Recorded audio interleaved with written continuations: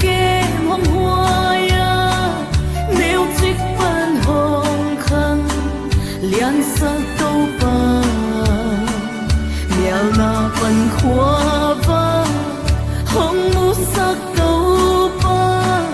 tu ni dong hồng pi câu ba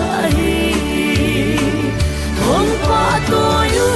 nghe hồng tôi sang nghe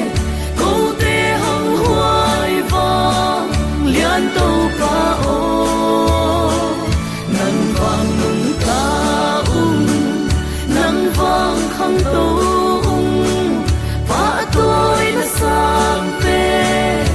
nắng hồng tiêu mụ nghề lâu tê gió hồng mu sắc và thia nay ngày lâu tê hồ nay sắc và thia kilu na siam na tê hồng quan hôn nay sa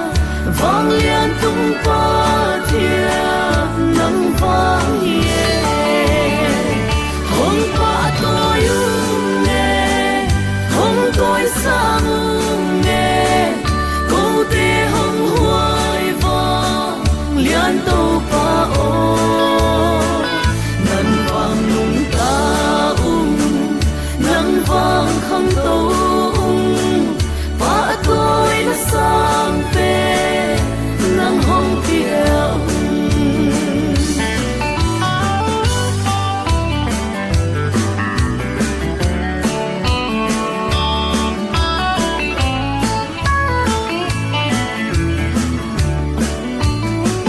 gầm đài gầm kêu khúc to hồng lên lâm súc lâm tàu hồng núi sẽ lù vừa rồi na kim to hiai tân hồng pi pa nông kép nông hoài na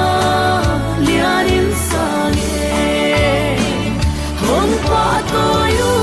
nghe hồng tôi sang nghe